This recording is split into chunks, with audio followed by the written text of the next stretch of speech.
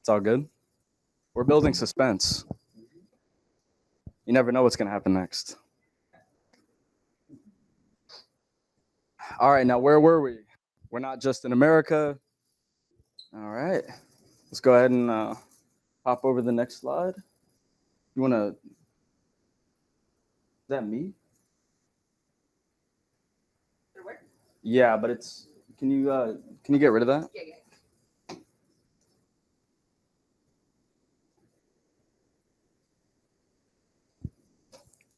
Dun, dun, dun, dun. Okay. Yeah, I think pop up. Yeah, just close that down. Fantastic. All right. So, how are we a good school? Now, check me out. I practiced this, I promise you, for like 5 minutes before this presentation. I'm going to give it a try. Okay, you ready? You see that third line right here? I'm going to try to read that. Okay, so bear with me. There's a lot of pressure. Premios Excelencia Educativa Best Coding Bootcamp 2023. Can I get a round of applause, please? Thank you. Thank you. That was not easy. Okay. So we're good. People like us. That's the point. All right, next slide. You want to go ahead and click it for me? Thank you. All right. Now, the way we approach this problem is we see a lot of people with great potential underserving what they should be. So they're underemployed. They're way better than they, or I should say, their prospects are better than their reality. And we want to change that. We want to make it so that these people are actually performing up to their potential. So we typically see a 22% increase in the salary after completing our program, and 86% of our students get hired after completing a cohort, just like we mentioned earlier. Want to go ahead to the next slide? All right, now how do we do this? So part of the process for us is technical support. We understand that becoming a good developer is a complicated process. You're not going to just step in and be good at it right away. So we want to ensure that you have support all along the way. So we have a team of mentors that can provide technical support. Now, this is not only while you're in the cohort. This is for the rest of your life, because we understand that while you're in this, I don't know what you'd call it, like post-school, zone of time where you're looking for a career, you're going to still be working on projects. You're going to still be advancing, learning how to improve your skills and abilities. We're there for you. One-on-one mentorship at any time of day with many, many mentors. Okay, to the next slide, please. All right, and then we understand that's just half the battle. Technical skills are only half the battle. Then you got to put your face out there. Then you got to go get a job. And that's where our Geek Force comes in. So their responsibility is going to be leading you in the right direction, putting you in contact with recruiters, and making sure that you actually get an opportunity to showcase your skills. All right, now these are over 400 companies who have hired our students. Obviously, you know where your eyes go: Microsoft, Facebook, Benjamin Douglas. That's not where everybody's eyes went? Oh, okay, that's my mistake. But I'm sure you can tell there's definitely not 400 up there. Interesting. No, I'm playing. But yeah, that joke fell flat. Nobody laughed. Okay. All right, fine. We'll go ahead to the next slide. So we believe in forming partnerships that help our students proceed, right? Help our students do well after the fact, putting them in contact with people they need to get in contact with to succeed and get a job. You want to go to the next, please? All right, I'm gonna pass the mic on. We have two guest speakers here today, and I'll pass it off first to Charles. Thank you, sir. Hey, how's everybody feeling tonight? Good, cool, awesome. Congrats on graduating. Purpose of me speaking today, I'm gonna tell y'all and enlighten y'all what y'all should do when applying for jobs and a day in the life of a tech account manager at Kaseya. So first thing first, for me, when I was applying for Kaseya, I was going through LinkedIn. I was like a little discouraged. I see 100 applicants. So I started DMing people on the sales team, recruiters on LinkedIn. Then I got in contact with somebody who works at her sales manager, Decorius. He got me in contact with her.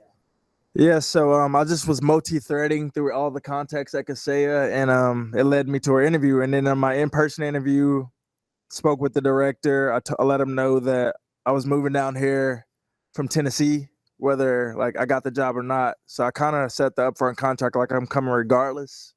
He liked that energy. So I also wrote the director, her manager, the recruiter, and my referral all thank you cards. When like, hey, I appreciate y'all for taking the time to meet with me, and I put $10 Chick-fil-A gift cards in there.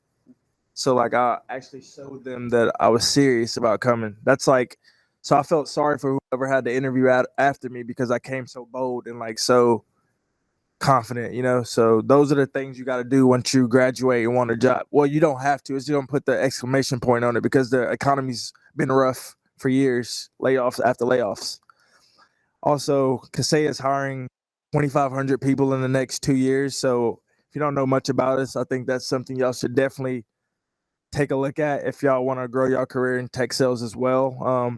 My life, day in life of a tech sales guy, wake up in the morning, hit my clients up, scheduleize who I'm going to hit up today, get account reviews. In the account reviews, we're going to figure out what opportunities we can get, help them grow their business, because that's where our revenue comes from, helping small to medium-sized businesses grow revenue. We're their business advisors, if you will.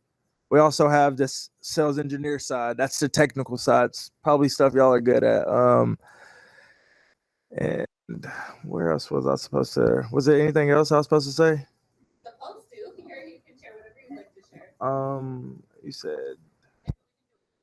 Oh, does anybody got any questions? That's what it was. I'm sorry. Does anybody got any questions about Kaseya and or how to apply or y'all ready? I'm sorry. My headquarters is in Brickell. We also have offices in Atlanta, Orlando, Red Bank, and India, Australia. Are there other jobs I can do like besides like accounting? Glad you asked that. Yes, it's social media team. We have a marketing team. We also have CSC customer success engineers. They're going to be the technical side. They're going to be able to tell you how the product works, the functionalities of it. You know, if you're not really into sales, but life's about sales, so you're going to be selling whether you want to or not. You got to sell to get the job. Like they got to trust. What's your name? Yeah, they got to trust that Omar is able to do the job in customer success. You want to be able to speak confident that you know about the product. What's your name? They got to trust that Pierre can do his job when he graduates, you know? So that's what life's about. And I'm proud of y'all are in here and y'all are going to do great things in 2024. I'll hand it over to you. Oh, thank you. Thank you. Yeah. Applause. Round of applause. Did you want to? Is that Neum? I like your energy, Neum.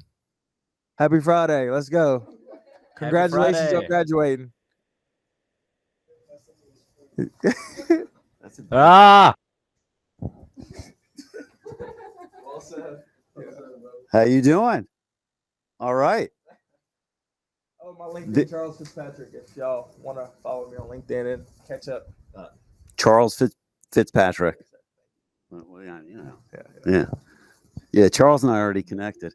So thank you for inviting us in tonight, and I echo Charles's praise to the group. I mean, y'all made a commitment in yourselves, and you picked a great organization to align with, because that was very impressive what you were talking about with the wraparound services for 4Geeks. I think it's amazing. Like, it's not just learning the coding and the technical aspect of it. If I understood correctly, there's a lot of career services that are really going to come into play for y'all now too, right? Because you're now graduating, and this is very exciting. So Alyssa had asked me if I could come this evening, which I was honored to do. We consider ourselves a partner of 4Geeks locally.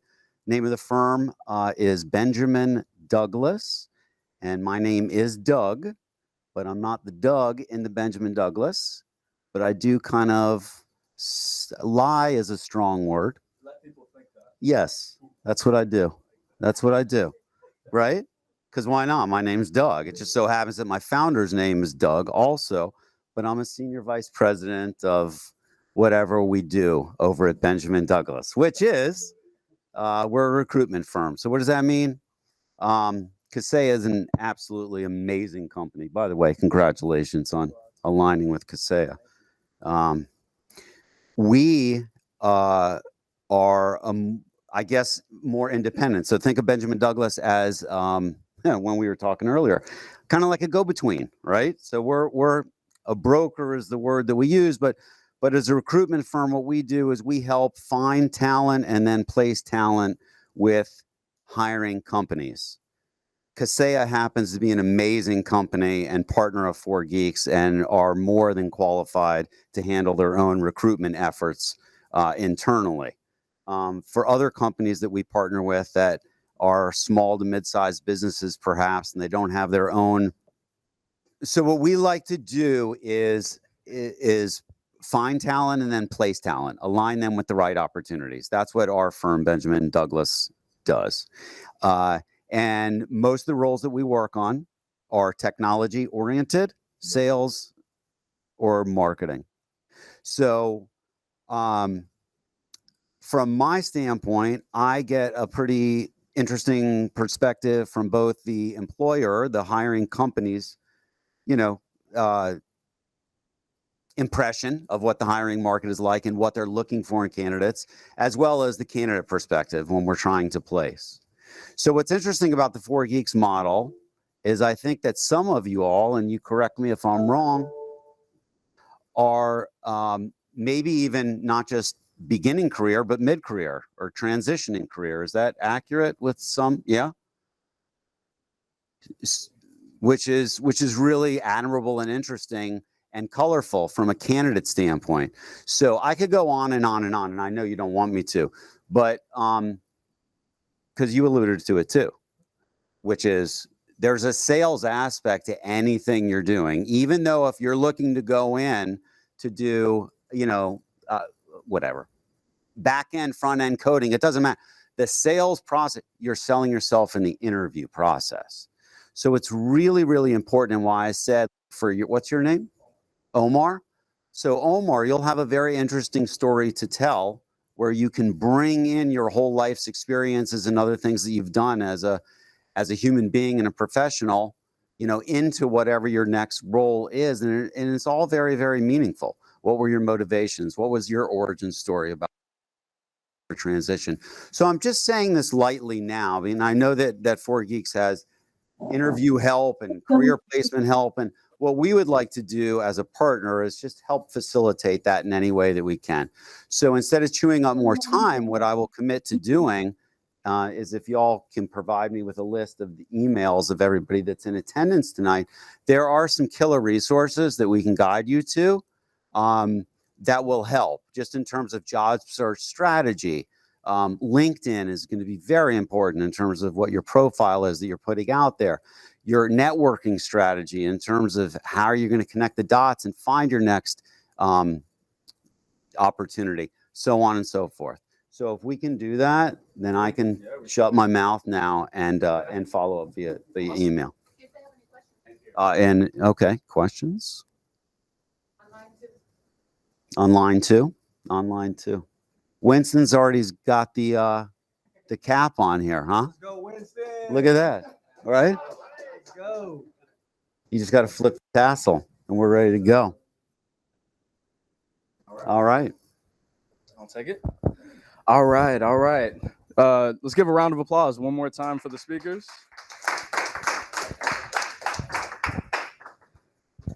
Okay, and for tonight's roster, who do we have presenting first?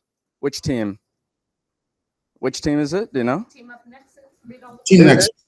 Okay, fantastic. But before you begin, I want to just give everybody an idea of the teams we have today. We have Team Up Nexus. Very clever. All right. No. Oh, wow. Okay. Give me a second here. Torresnada. Thank you. And we have Budget Tracker and Site Seeker. So we're going to start off with Team Up Nexus. We have Timothy, Philippe, and Marwan.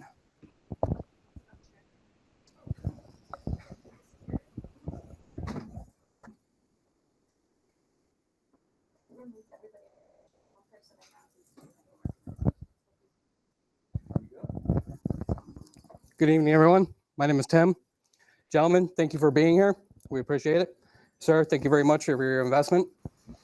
My name is Tim, and we are Team Up Nexus.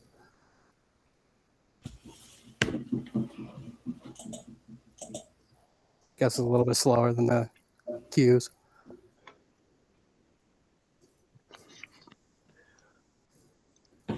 All right, Tim, all yours. Okay. So I'm here to talk about video games. Everybody want to talk about it? Yeah. All right. So, as I said, my name is Tim. On screen, we have My name is Marwan. I am a chemical engineer. I have decided to switch my career, and 4Geeks was an amazing opportunity to take over so I can turn my career around. Philip? Hi, everyone. Well, my name is Philip. I come from a background of insurance sales and WordPress and graphic design. I decided to join 4Geeks because I wanted to know what basically goes on the back end. A lot of the stuff I utilized in the past was pretty much drag and drop. I just wanted to know how to create apps, what goes on the back end. Tim? I spent 8 years as a military career, had a great time, pretty much set me up for life. Moved on to engineering, became an operational engineer and construction engineer. After that, I decided to change, realized how fast the tech field was moving, and decided to give my hand at whatever I can do, whatever I can come up with, probably military contracting or something of the sort.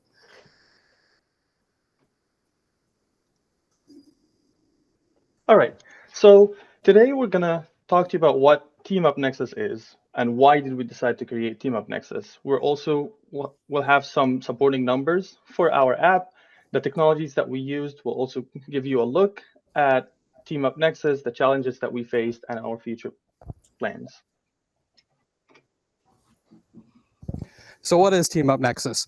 Team Up Nexus was designed with the idea of ranking players, having filtering options between various games, stats, and the capability of messaging, and setting up a team to play with.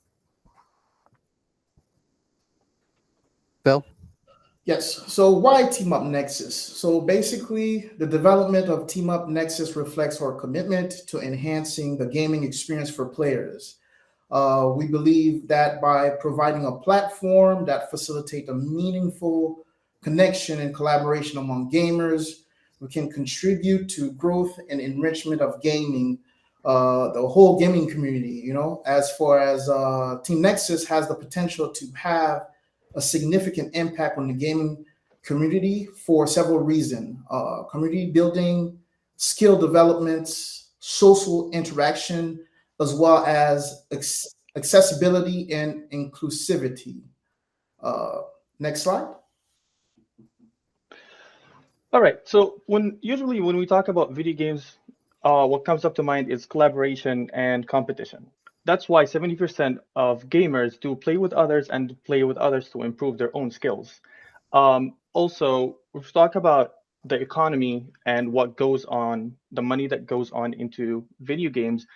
Just in 2023, there are $396.6 billion that has been spent, and that's projected to double up by 2030. Also, there are 3 billion gamers around the world. That will also be around 3.5 billion by 2030. And there was a very interesting statistics that was shared by Steam lately that 28.8 players were online. Over 2 million of these players were playing first-person shooters, which what Team Up Nexus is focused on. Also, 10 million people are playing multiplayer games. And that's why we're focusing a lot on collaboration and multiplayer and competition. Phil? Awesome. The technology we use. So what did we use to create this lovely app we have here? On the front end side, we utilize CSS, JavaScript, React, HTML, and followed up with backend, JWT, Flask, Python, and SQL. Lastly, the API, REST API. Next. Next up, it's demo time. Go ahead, Tim. Now we're going to go ahead and run the demo of the site. Who here has dropped into a Call of Duty lobby at any point? Any Call of Duty fans? All right, get in there, right? Everybody's chatting, so on and so forth. What happens when you jump out of that plane? Yeah, you probably get smoked, right? So that right there is long known in their matchmaking in Activision. A lot of complaints have been made about it. So what we're trying to do is get players linked up beforehand, get you on your own server, get you, the lobby filled up with you and your team. Guys that are paired up with you by rank, matches played, KD ratio, any of those various stats.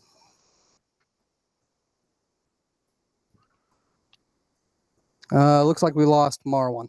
No, I'm here. I'm sharing my screen, but I think it's taking a little bit. Okay, yeah, there's a delay. Thank you for your Roughly patience. about 10 seconds. All right, fantastic here. As we see, this is the main page here. We have the sleek design, the main page, logo in the middle, Team Up Nexus. Kindly scroll down for me, Marwan. Yep. All right. And at the bottom here, we have the top downloaded games. As you can see here, we have Dead Space, Modern Warfare, Fortnite, Apex, Battlefield, and Escape from Tarkov. Now, this is a quick demonstration right here. If you can kindly scroll to the top and sign in for me, Marwan. And from here, the user is going to be able to sign up to our platform by inputting a username, a password, and of course, some security questions to protect the data. All right, at this point here, the user will be able to log in after creating a username and password. Log in. And there we go. So right here, we have a couple different options. If we look right over here to the screen, you have Battlefield, Escape from Tarkov, Apex Legends, and Call of Duty.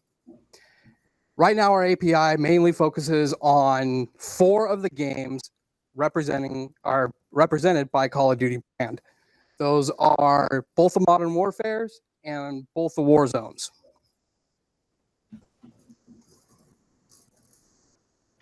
Go ahead. All right. Right here is the main player hub. This is a page that contains 20 cards. Each card represents a user or a player. Now let's go through a card. A card would contain the username of the person that you're trying to connect with, the KD ratio, the level, and the amount of wins.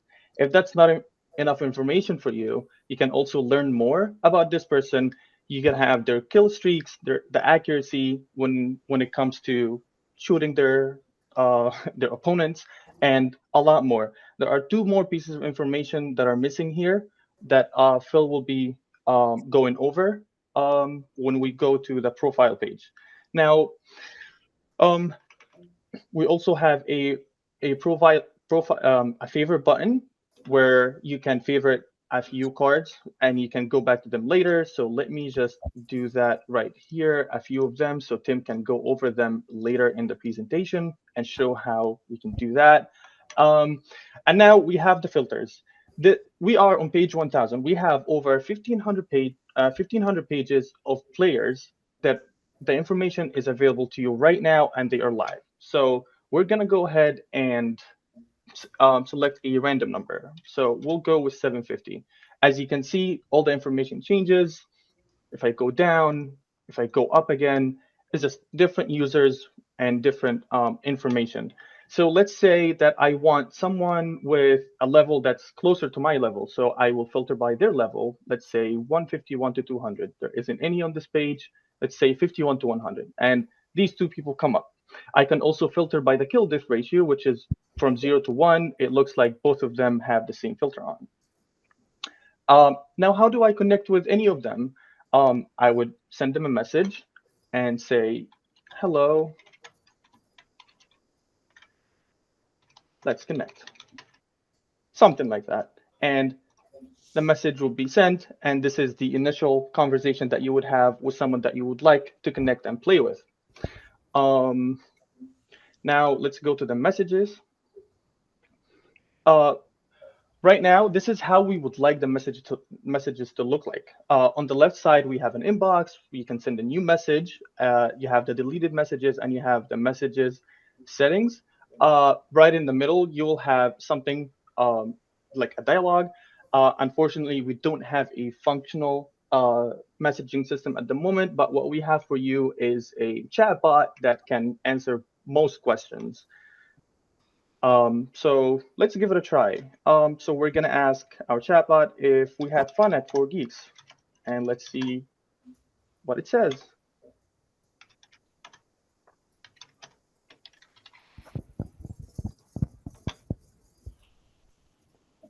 It says yes, and just for old time's sake, we're gonna ask it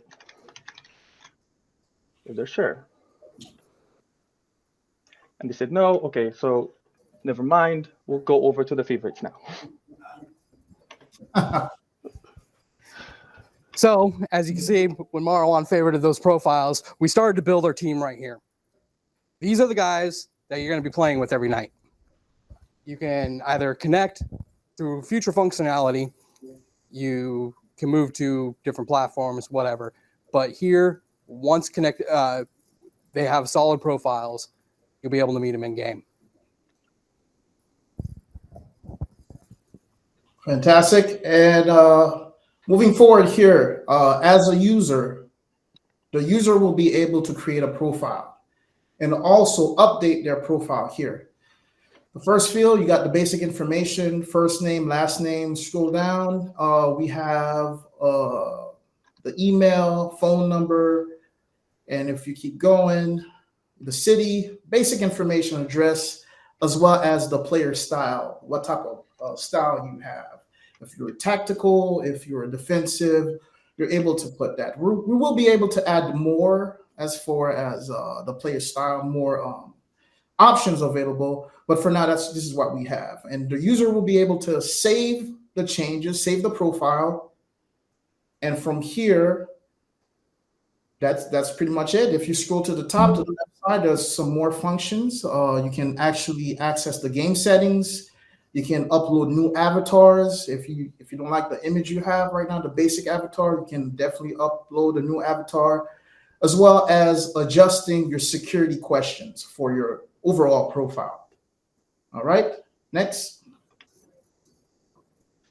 Next, the user will be able to log out, and they will prompted that they have successfully logged out. And this is our app for now. So let's go back to the presentation to finish everything up.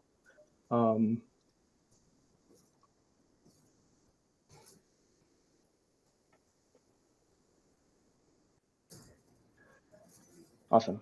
Can Fantastic. everyone see the presentation? Yes. Great. Yep.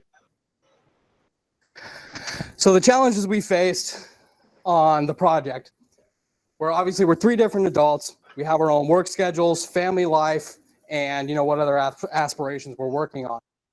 Load and the deadline of the school became quite difficult. We had high aspirations going into it, and we started it got necessary to start trimming the fat on some of our ideas.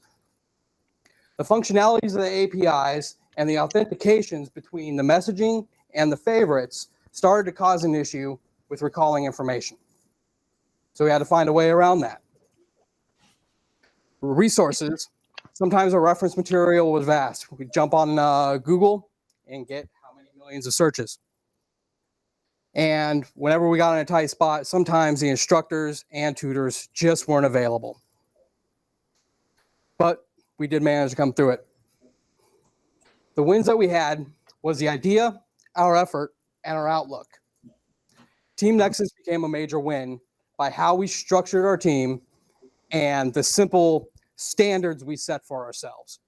Those standards included going over the available APIs, reevaluating our ideas, going over the sites that we were using, and again, judging what the best information was and how we can get around everything. When it came to our communication, we set a couple things for ourselves. Night one, we decided that we're going to keep constant communication. We used Discord, our Google Meets, Slack, and whatever happened to just work at the moment. On top of that, we decided we were only going to push when all three of us were together. Doing so limited the amount of errors that we had and really made sure that we kept cohesion. So when the project did get difficult, when we had those issues, we were able to overcome them together. Next. All right, our future plans. As you saw, we would like for any app, you need a functional messaging system. This is how the players are going to be contacting each other. This is how where all the action happens. That's the initial message, or the initial connection is what you need. So for that, we do need a functional messaging system. We also would love to add an availability management where people can see your availability and when you can play, so they can align with you on a certain time and not just all over the place. Review and rating system that would happen right after you have connected with someone and you have played with them already, and you would rate if it was a positive experience or not. This very standard system these days. And also a social feature, like we wanted a blog for players to go in and ask questions and have all these conversations about games. Awesome. And lastly, we can't forget, I want to thank my team. We can't forget to thank Teresa, Jean, John, and our family and friends at 4Geeks for their support. At this point here, any questions for Team Up Nexus? Anyone have any questions? Guest? Yes, Alyssa. Yeah. Were you all three video game fans, and that's how you came up with the idea? Or how'd you go about Yeah. As things kind of came down, the original idea was there, and Marlon went ahead and joined in. Phil later joined us by I think it was about 4 days. You made Yes. your way back to the course. Day And 3. yeah, we spent another 2 days discussing the idea between us. How else it can be functional, and what would create a great site. And we hit the ground running. We didn't stop after that, did we, fellas? Absolutely. No, we did not. Nice job. Thank you. Thank you. Thank you very much. Thank you. Thank you. Any online questions? I'll check the chat now. Let's see. Nope. All right. Okay, and for our next group, we have Tourist Nada with Camilo, Omar, and Winston.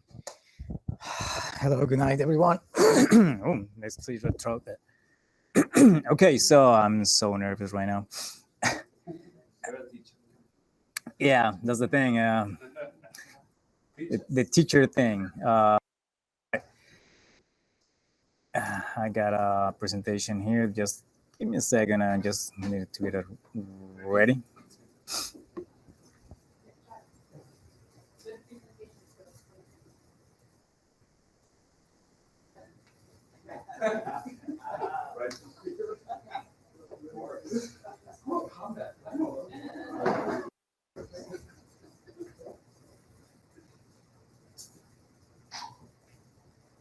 All right, this is going to be kind of fast, quick, straight to the point. Good night, everyone. Slideshow. All right. Let's go. All right, so thank you, guys. He's getting ahead in the game. Okay, so Tourist Nauta is it's a project that we built among Winston Lamus, Camilo Peña. And thanks for being here, everyone, and to for the support here on campus, Liza. Well, let's see. Let's introduce ourselves super quick. Winston, please, you go first. Okay. Hi, hello everyone. Can you hear me? Yes, we can. Okay, perfect. A little background about me is like I am from Venezuela. I'm an electronic engineer, so my change to this IT field is very easy in quote, but it's easy because 4Geeks made it easy. It's an amazing platform and they help a lot, a lot. Well, about this project, it's amazing because it shows a lot of point of interest, and I consider myself soon a tourist nauta because I am currently in Indiana, and I hope to use it when I visit Miami. So that's what I have to say. All right, thank you. Next, Camilo, please. Hi, good evening, everyone. I'm Camilo. I'm from Cuba. I start getting interested in coding when I met a friend, and he showed me how he could work from everywhere, every place in the world, just with a laptop and internet connection. So I started getting interested in that, and I got a associate degree in computer science and application development in Miami-Dade College, 2 years, and then I started looking for something else. So I saw 4Geeks, the bootcamp, and I started, and it was amazing how much I learned in 4 months with 4Geeks than 2 years in Miami-Dade College with the practices and projects. So yeah, I start here, and well, I got a lot of experience, a lot of work, teamwork, and well, here I am. Back to you, Thank Omar. you.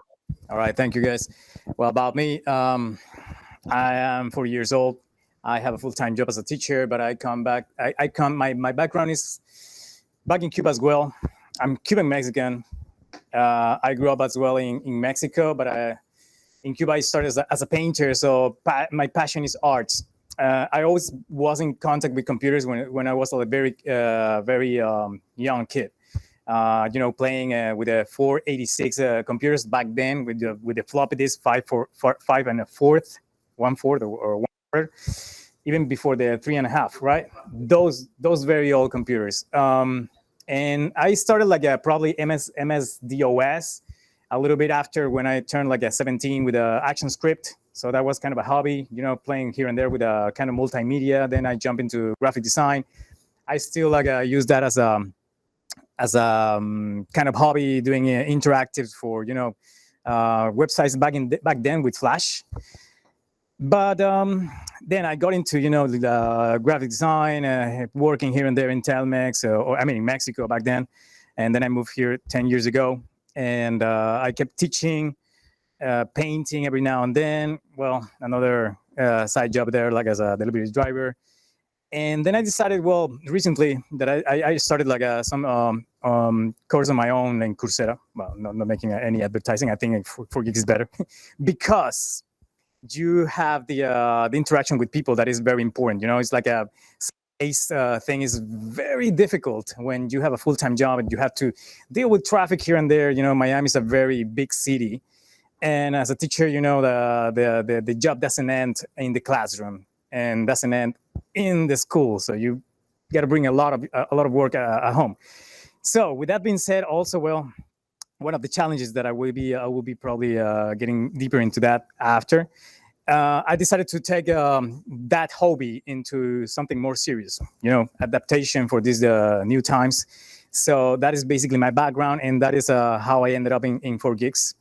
And thanks for that opportunity, guys. So, all right, so we're presenting here what is like the foundations of an app that we are considering something has a bright future, which is basically an app that will be working on your personality.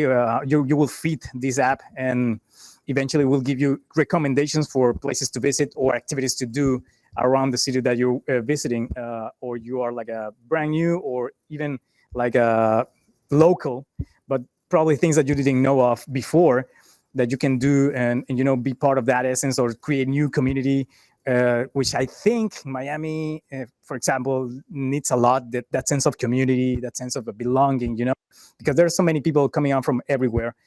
they still like a very optimized. So this apps tries to help on that integration better, for that socialization kind of thing. Okay. So basically, we know that there's a lot of people traveling. 79 millions, for example, in United States are only coming to United States. And well, most of the people are just visiting the same spots all the time. So why not to help them with a little apps to go to, probably a church spot. I don't know, something like that. Is still church spot open? I think so, right? A pandemic and the thing. But anyway, I think it's going to be like reviving anyway. But those kind of places, like most tourists don't go usually, or places like how's it called? These where beer brewers and stuff like that. So we want to make this app also, but to make people to be for people to be able to actually feed the database with new places that they can discover and hey, I discovered this, let's check it out, right? So you want to jump in and tell us a little bit more about the back end, the front end, the REST API that we use? Winston or Camilo? Yeah. Sorry, I was turning on my microphone. Well, first we start with the backend because we think that was the most important thing. How use Python, Flask, and Node.js to make our models and also the routes that we are going to use in the API in the app. And once we build that, we start to work in the front end using technologies like React, JavaScript, HTML, CSS, and also Bootstrap as a good component to stylize our project. And also with the REST API, we use the REST API and also the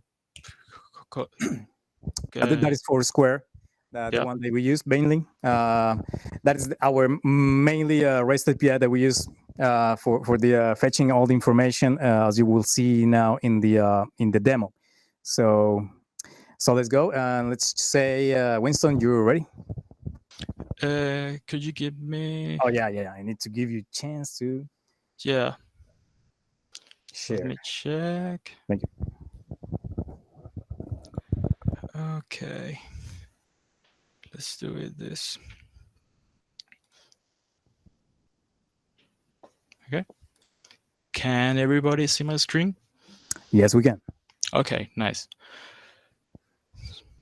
Okay, this is our sign up page where as a user you want to sign up or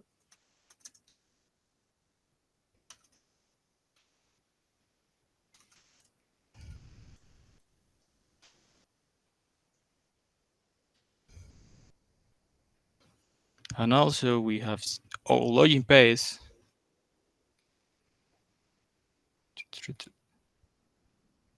Sorry. Okay, and now this is our profile page. Here, as you can see, there is the name and the last name, a little biography. Well, there's no location. We want to let the user to establish that here in this button with edit profile. You can see I can change the Vincent Lemus.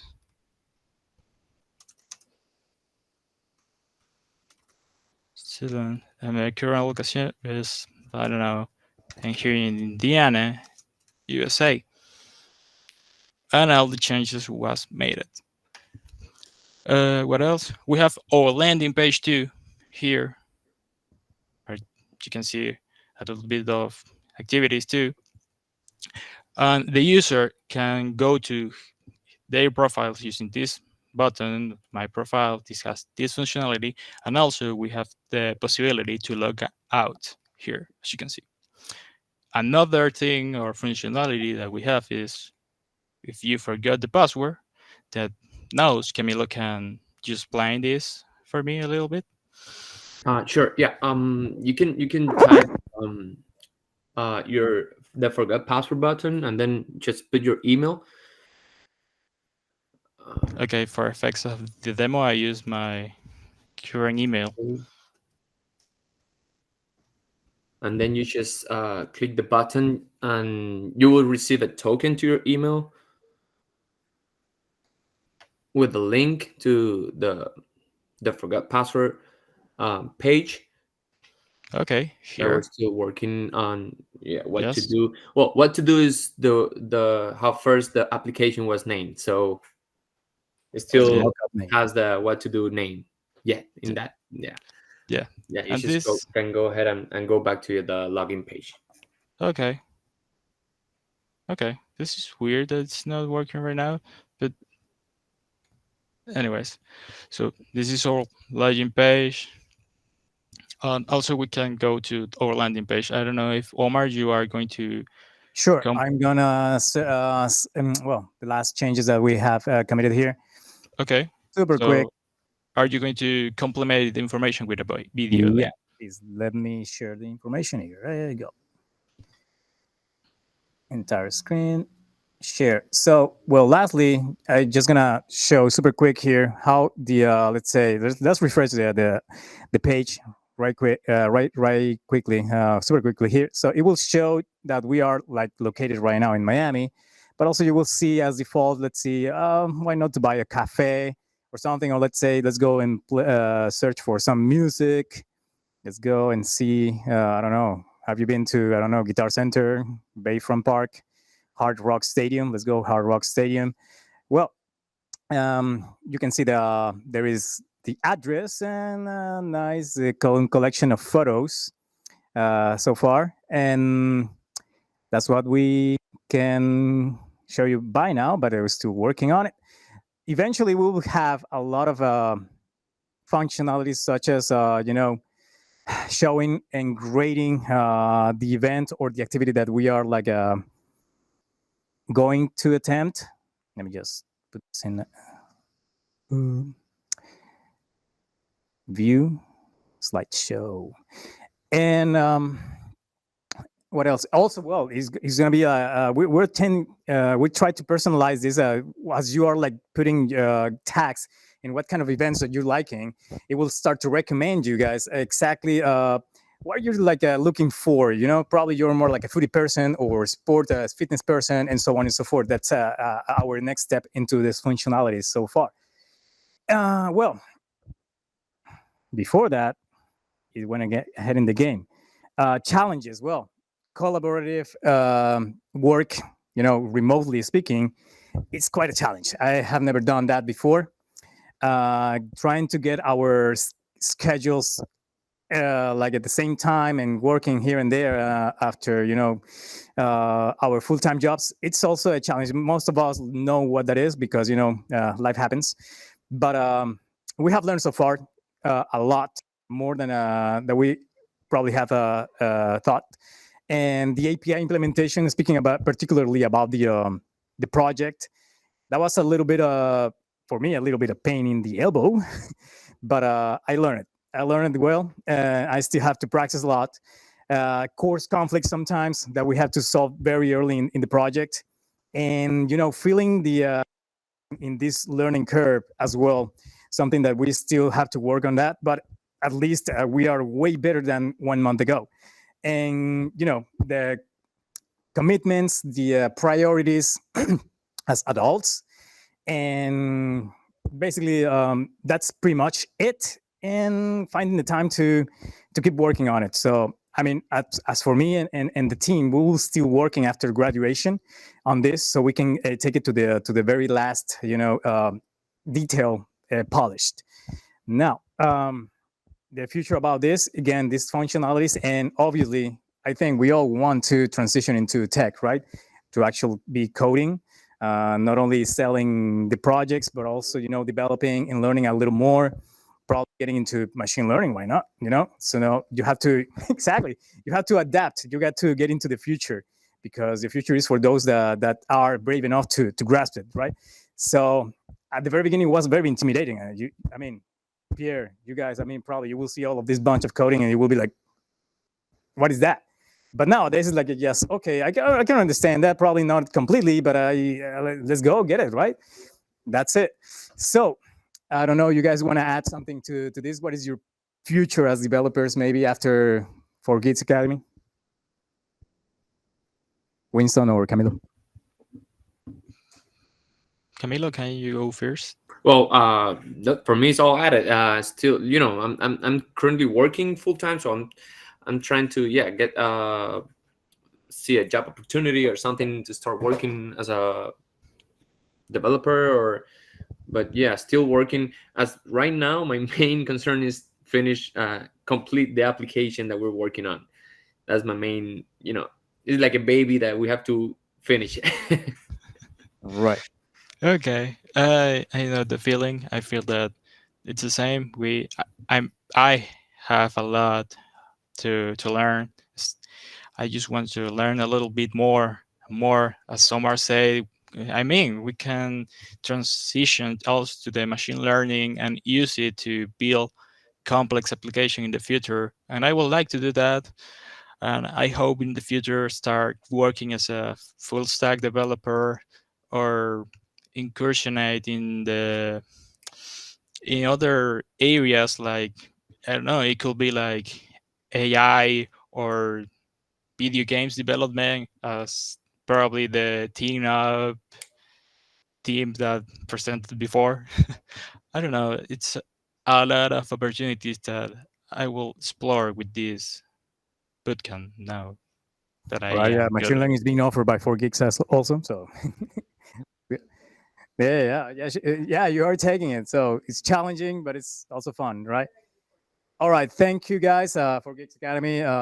Isaiah, Daniel, our tutor, Eliza, Laura, pushing us to, finishing those projects and being on top of us, which we actually need when you're just working out. You probably won't feel it, but you need someone to be pushing you.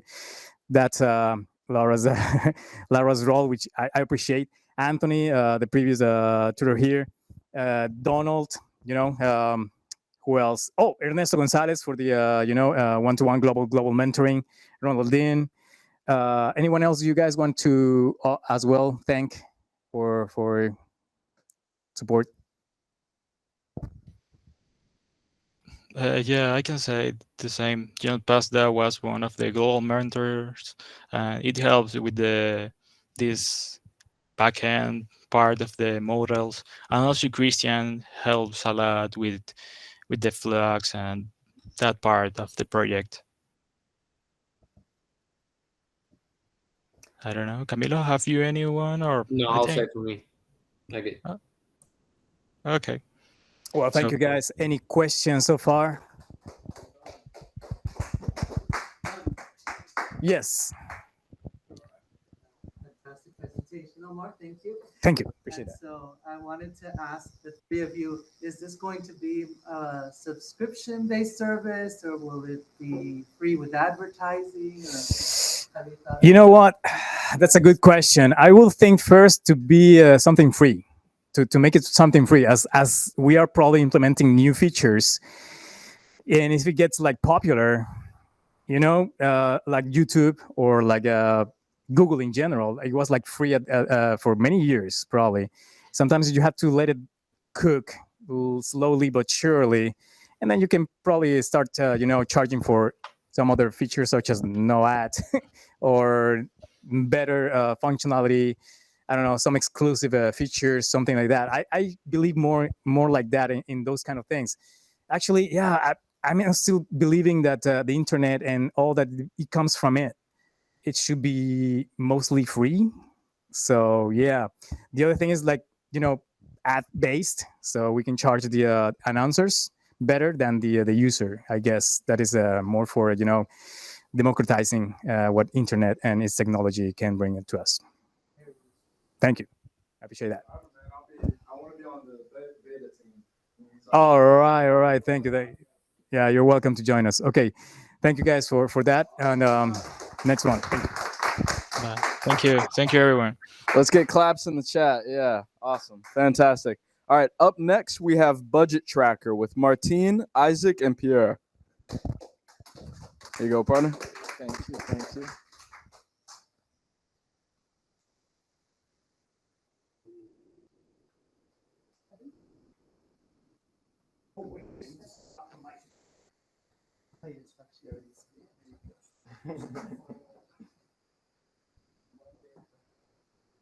Mic check. Hello, everybody. Before I get started, I'd like to thank everyone for being with us on this special day. After many months of hard work, a lot of studying, a lot of debugging, we finally made it. We finally made it. And so yeah, I just wanted to thank you guys for being here with us. Let's get started with the introduction. Yeah. Good evening to all. It's a pleasure to be here tonight after these long months. But we feel like we learned so much, and I was looking forward every Monday, Wednesday, and Friday to be there at 6 p.m. every week. So we had so much fun. Actually, we learned so much. It was very challenging for me. But you know, we did it. We did it. So we have Isaac as well online, and we're going to start the presentation. So this is the budget tracker. It's a smart budgeting made simple. That was the main thing. We wanted to make something simple, easy to use, and very useful nowadays. And we will tell you later why. So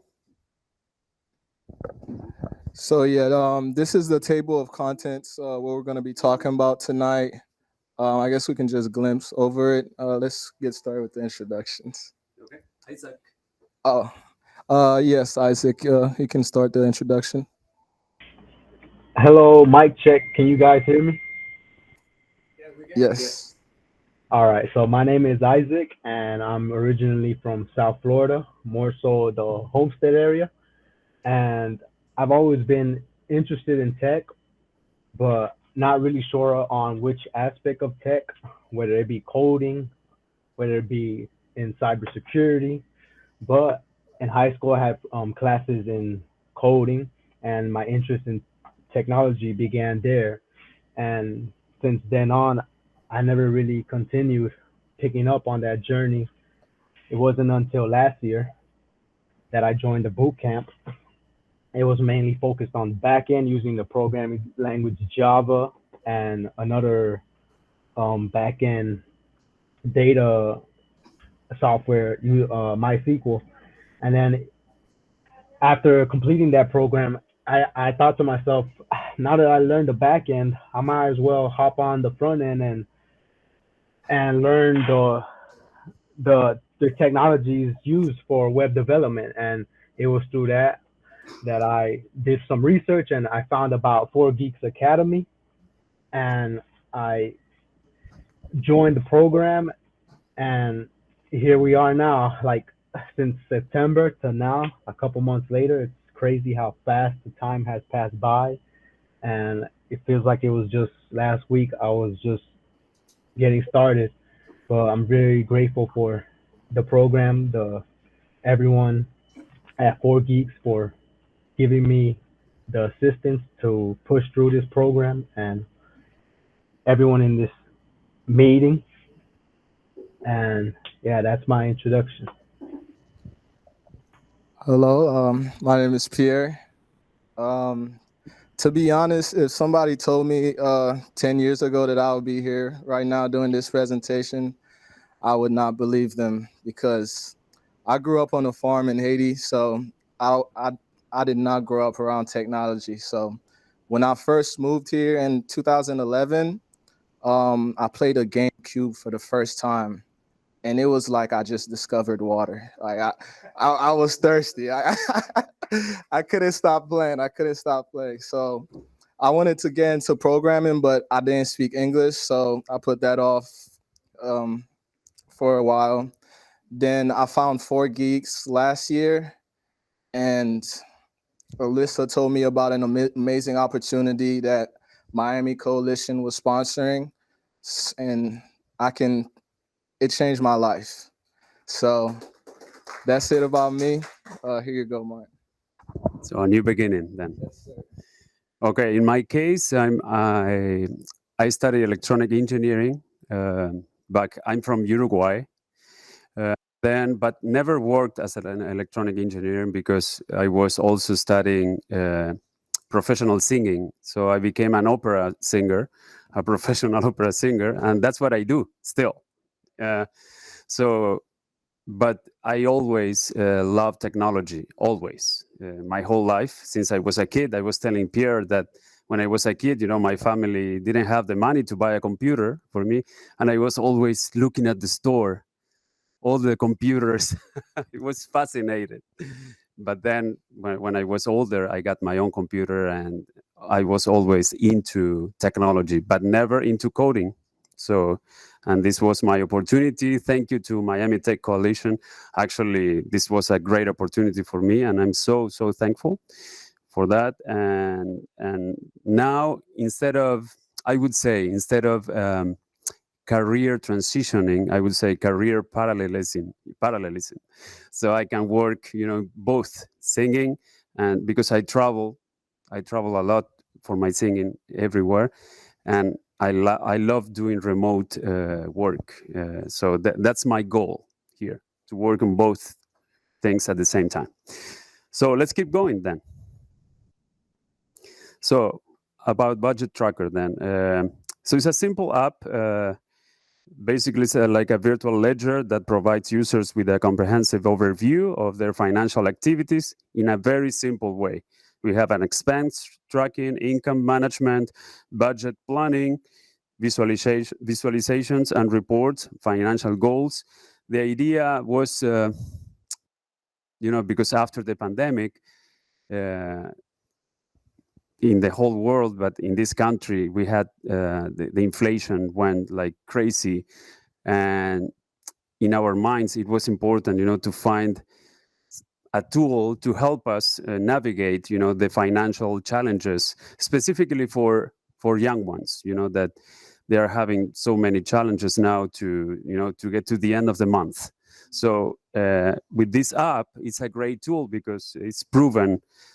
You will see the numbers later, but by using this type of applications, you can get better in savings, you can get better financially, if you use a tool like this one.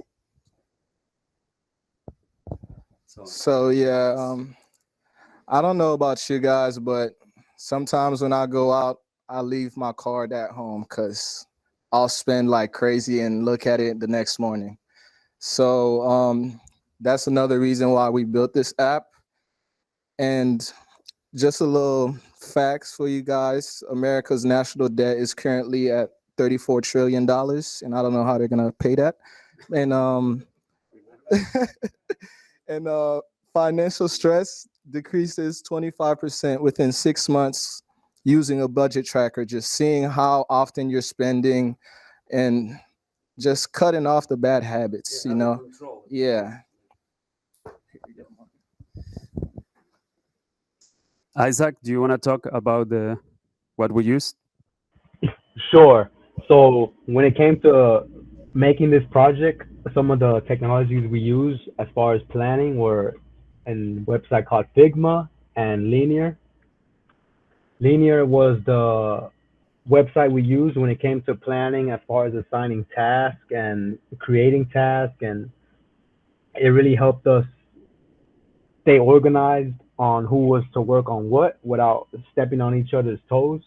And Figma was another great software that we used to actually map out our website before even creating it, before even typing any code. So I would recommend it. I didn't even know about it until Martin showed us about it. So Martin, he really knows his sources. So much credit to him. And as far as the backend, we used Flask and Python. And then the external APIs, we used CoinDesk and SendGrid to link a Bitcoin cryptocurrency price chart, I believe. And for front end, we kept it simple. We used Bootstrap, HTML, CSS, React, and JavaScript. Mostly all of the things we learned in this boot camp. So it was time to put it to the test. And I believe when you guys see our actual deployment of our website, you will be amazed on what we created together. Okay, so it's showtime, yeah. So let's go. So you see, yeah. Okay, so let's start. I already have a user created, so I can show you a little bit of some data that I already did. Otherwise, a new user will be a little boring to show. So, okay, let's start. So here you can see a welcome message for the user, some default accounts that we create at the beginning. When you are a new user, you have a cash account, a credit cards account, and savings account. And then you can input whatever you want or add in here. Then you can start adding your expenses, select whatever budget you want, and just add an expense. Okay, so let's add a food expense, let's say $20 in Starbucks. That's so expensive, but exactly. And then you see it here in the recent transactions. Also, you can see that we have a chart here with the expenses by categories. Everything is divided there. And we have the general data with the year-to-date income and expenses. Also the cash flow by month over here. So this person is having a good income compared to the expenses. Then we have here, we connected with an external API to show the markets, the crypto markets or there. Also the account balances in general. Here we have the budgets. You can create new budgets with this here. So let's do a test budget of $200, and then you'll see it over there. When you go over the budget, you will see it's going to become red, and it will tell you how much over. Okay, so here we have 122 left of this $400 budget, let's say. And then we have the accounts. Here you can see all the transactions, and we create some pagination so it looks better. The idea of this was to look simple and nice. And then you see all your accounts. You can create new accounts. If you go into one of your accounts, you will see all the transactions belonging to that specific account. Then you can change the accounts and see all the transactions belonging to whatever account you select in there. Then we have the setting page.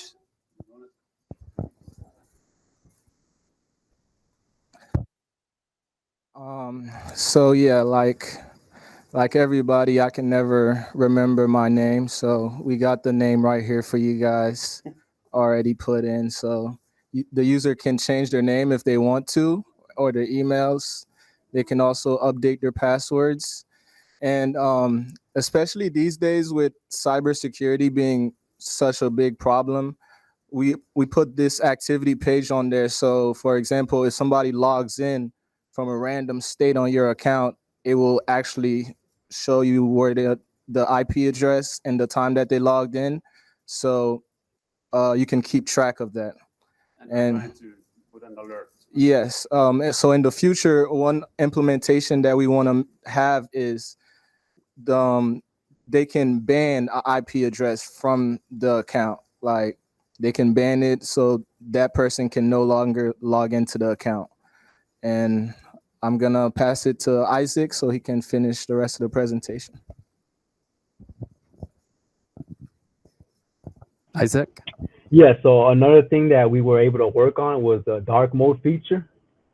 And this feature is very important because nowadays with different time zones and people staying up late, they have to work late or they're enjoying the weekend, and let's say before they buy that drink at the bar, they want to check their budget before they can do that, or before they place an order from DoorDash, they have to look at their budget tracker. So this is why the dark mode is very important, so they can be able to see the application without hurting their eyes as much. It's very important to take care of our eyes. And when you press the dark mode, it also shows the light mode. So, in case it's daytime and early morning, you also have the option to click on the light mode. And then another good option was our feedback page, which we are able to give the user using our app a way to give us feedback on where we can improve, or if they like to give us a compliment or a complaint, anything that would help us. So that's why the feedback is there, and we would appreciate it if anyone would like to use our app, and if they see a flaw that we don't see, that's why the feedback is there. It's very important for this budget tracker. It's only the beginning, so we need all the feedback in order to make it better than how it is now. Also, our website is already deployed on Render. It is a free account, so we needed to figure out how to maintain it alive. So we just put a cron job every 10 minutes, a request, so it's alive all the time. So that's what we did. And then we have also another feature, which is a forgot password. So I will put my email. So now it says, please check your email for the password, reset link. And I should have here a link to reset my password. So let me reset it. It's hard to do it here. Okay.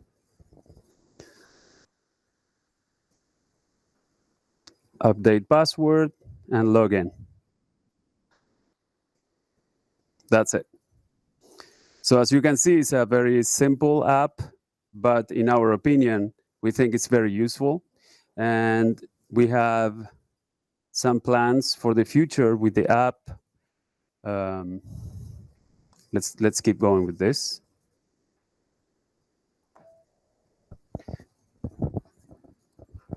So these are some of the challenges that we're facing while building this application. But I'd like to say the biggest challenge for us was just keeping up with everybody, because everyone's not at the same location. So we use Slack a lot and Linear to know what we're working on.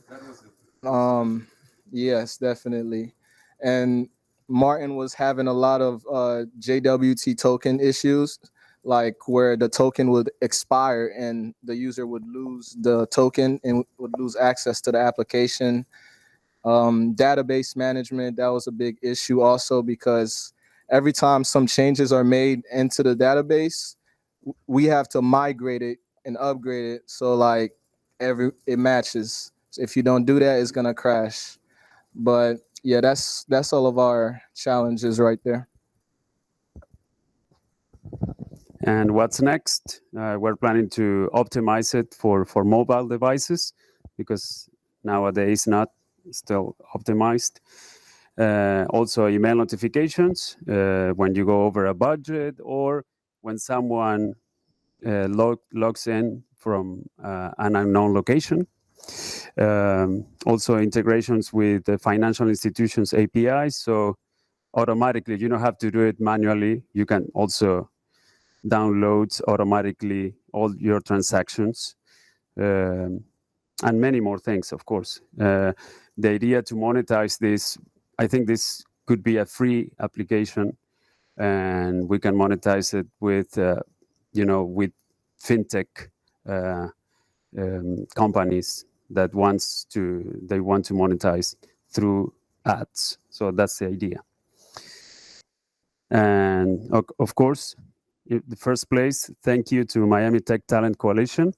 Thank you so much, because I think this is a new beginning for all of us, and we are so thankful for that. And our lives change forever, actually, because now who knows what we're gonna do. So, 4Geeks Academy, of course, our teachers and mentors, Alejandro Sanchez, Alisa, Laura, thank you, Daniel, and our families. My family, I have a daughter and my wife. I'm so thankful also because I took so much time from them.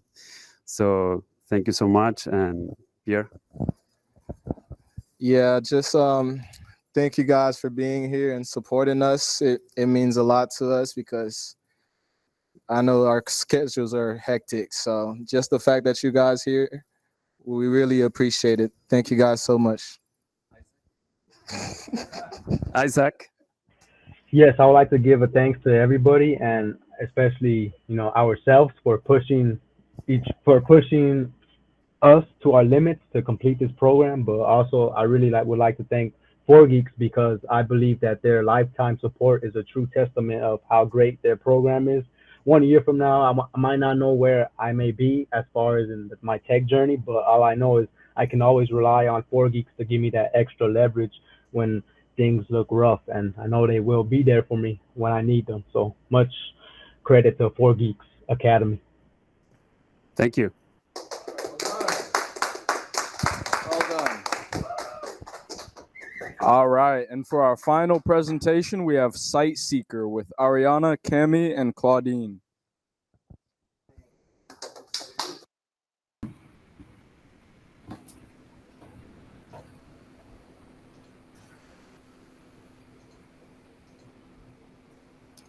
All right, Claudine, let me know when you're ready to kick off.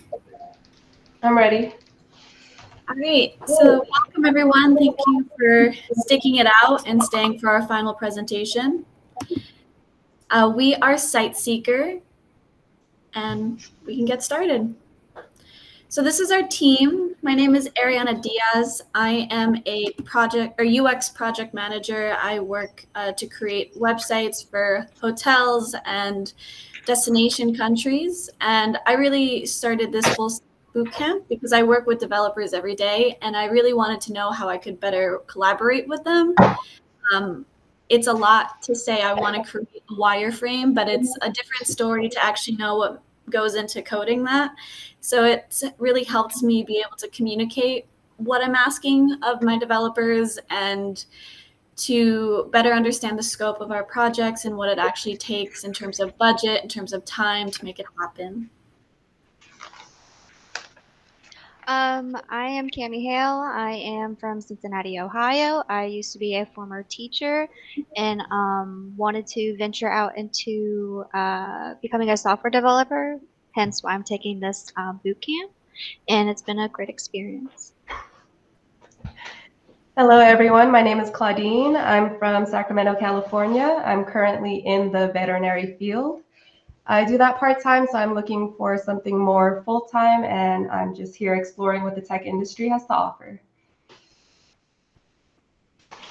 Perfect. So today we're going to talk about a few different things. You're kind of going to get to know Site Seeker, pretty much why we created it, what data kind of propelled us to think what gaps in our user experience can we fill.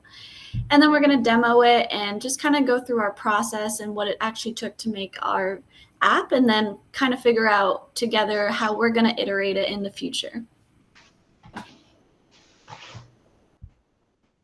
So we're first going to go over some data. So out of the people who are not at rehearsal, I want to ask you, how many national parks are there in the United States? Does anyone want to take a guess in the audience?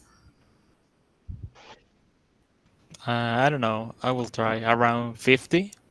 50? Okay. Well, we use the term national parks, but it's actually called the National Park System, and it's expanded to be over 428 spots. So 50 was getting there, but not yet.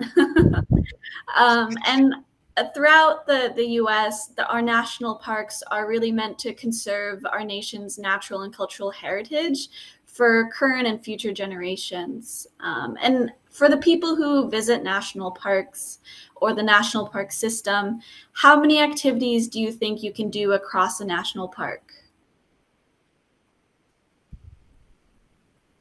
Anyone want to guess?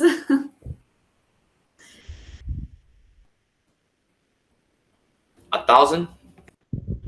Actually, we're going a little lower. We're going to say that there's at least 98 activities that you can do across the national park system. And that's not a number we were ever familiar with. That's actually a number we identified when we were using our API.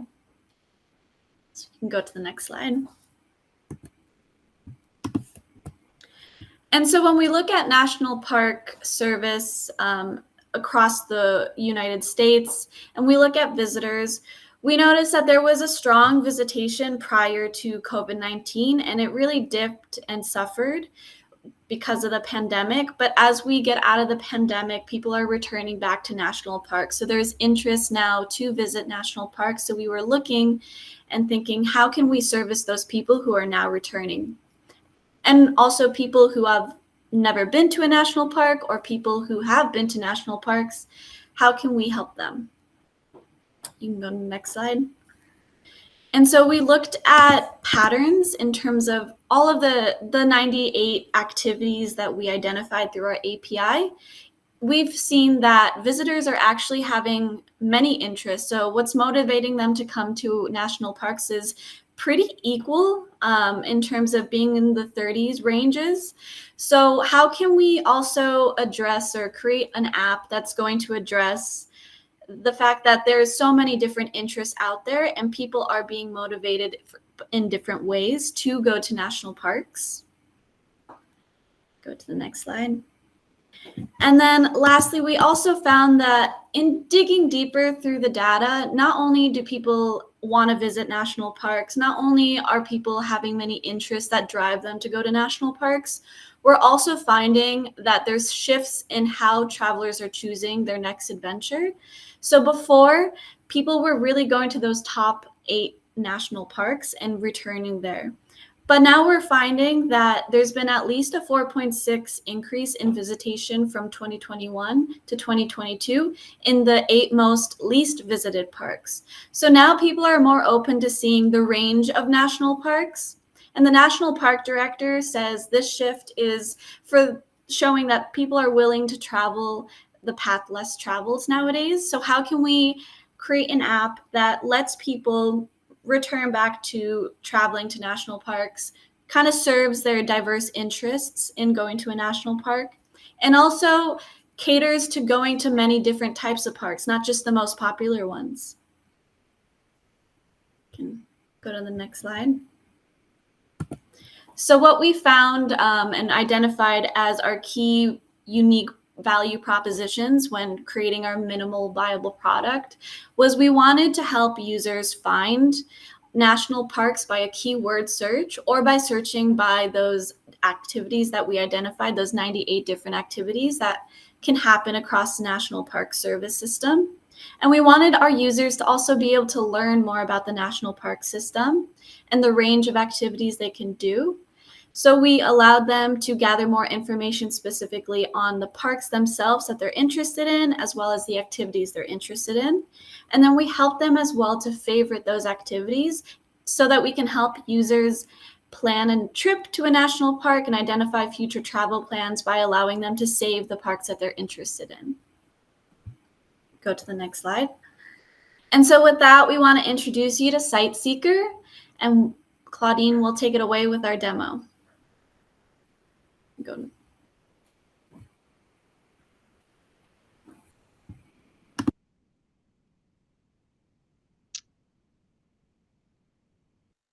Claudine, are you there? Hello again, my name is Claudine, and I'll run you through the demo of SiteSeeker.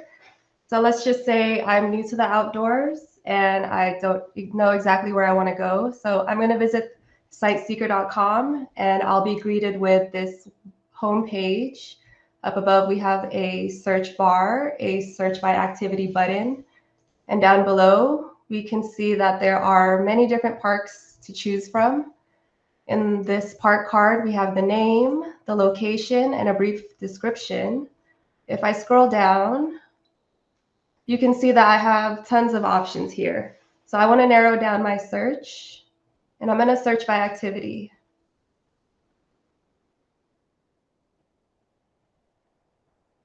And as Ariana mentioned, there are 98 different activities you can do amongst these parks. You scroll all the way down, you can see just how many of those are.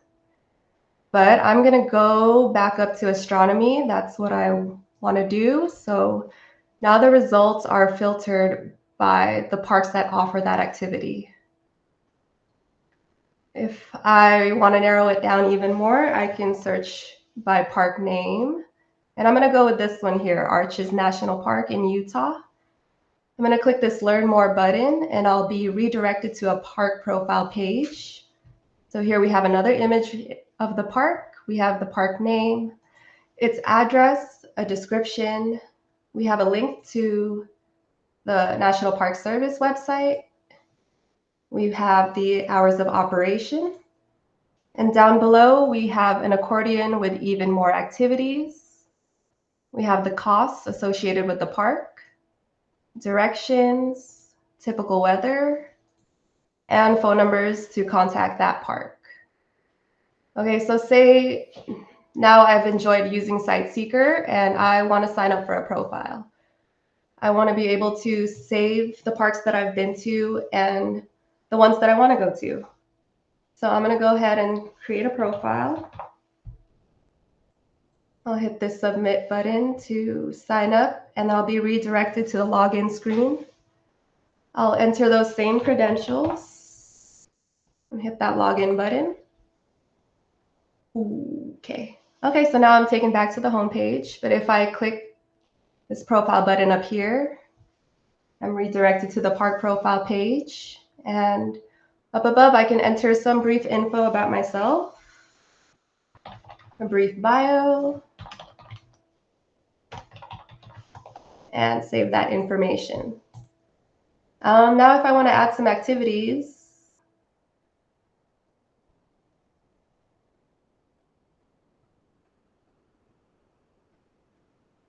let's say I want to add boating, biking, rock climbing, hiking, and paddling.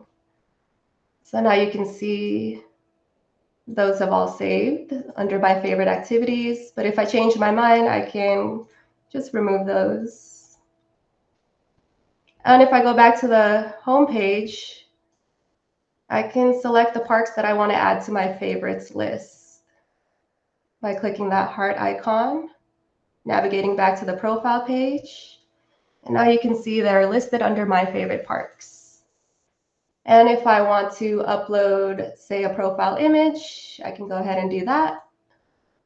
Or if I want to contact the developers, I can go ahead and shoot them a message. And when I'm all done, I can log out. Okay, I'll go back to our presentation and talked a little bit about our process. And that all began with API selection.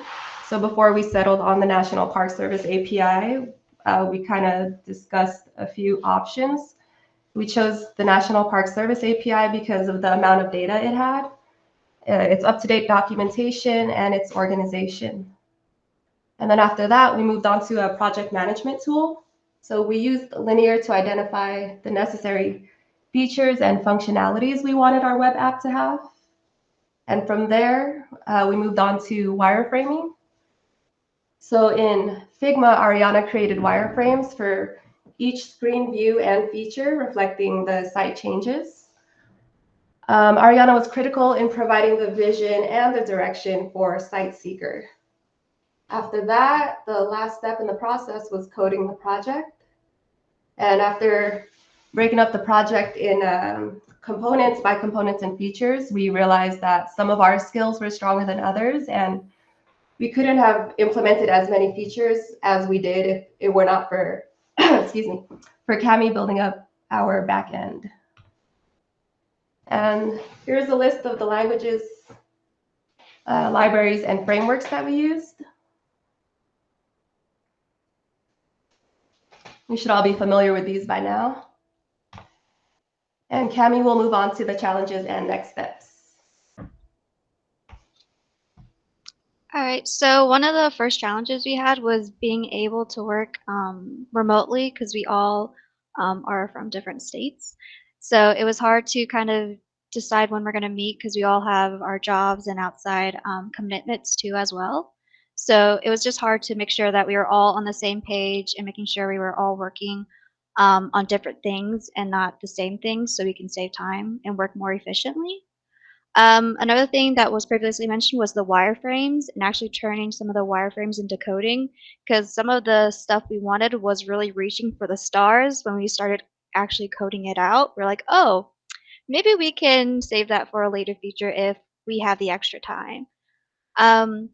Another thing was coding from scratch and being able to identify which priorities we want to code. So we originally tried to assign jobs based off of pages until we realized, oh, there's some components on the same pages. Why don't we save time and actually just assign by components rather than pages? And then another thing was forgetting to start our backend. Sometimes the code space would shut down, and then when we would try to log in, we would get errors, and then we're like, oh, what's wrong? And then we realize it's just the backend not working. So can't forget about our backend, sadly. Okay, next slide. So some upgrades that we were hoping to see within our web application is the login and sign up screens being able to expand on the CSS. So this is part of the wireframe of adding like this glass morphism effect to the pages, and also being able to implement a sign up with Google for our users so it's easier for them since everyone is really using Google and it's run by the world and all. And the last feature we'd like to add to these pages is a Remember Me feature. Something we would like to implement for our dashboard is to also, again, expand on the CSS through being able to add a filter with a hamburger button. So on the right, that little filter, that's something we hope to implement whenever a user hits that little hamburger. So it's a lot more clean to look at. And then another thing was within the park card specifically, being able to add like what type of activities is offered or lodging and other information, maybe like fees. So a user is able to get a more general understanding about what is offered at each specific park. Another thing we looked into was the activity modal, being able to expand on the CSS so it's more robust and allowing users to actually filter by more than one activity. So our web application is limited to just one, whereas we hope in later versions we're able to do more than just one. And we would also like to limit the amount of activities shown because it can be a little overwhelming for new users, and just focusing more on the predominant activities that most users would look forward to. So thanks for watching. We would like to thank 4Geeks for offering us this opportunity to expand our knowledge within the tech industry. We would also like to thank our instructor, Dan, and we would like to thank the mentors, Jean and Christian, for helping us through this coding process, along with Donald. Donald. Yeah, I remembered. And I believe that is it. Any questions? And then Very well also, done. oh, thank you. Oh no, yeah, go ahead, keep going. This is our LinkedIn's or our GitHubs if you would like to look at us more further. Come up to the board with your cameras. Come on, scan their QRs. Come on. Thank you. Yeah, let's stay in touch after these last couple months. Very well done. Wait, hold on, your head's in the way. Thanks, everyone. Well done. Only one question. When's your seed round? Okay. Next month, right, guys? All right. Oh, definitely. All right, Q2. All right, very well done, everybody. Congratulations on your projects. You all did amazingly well. Just well done. I'm very proud of you guys. All right. All right, everybody. Have a good night. Don't enjoy the night too much. We want to see you on Monday. Do it right. Amazing, guys. Bye, guys. Good Made it. job. Bye. Good job. Congratulations to you all. You did a great Thank you. job. Thank you. Bye bye, everyone. Have a good Bye-bye. night.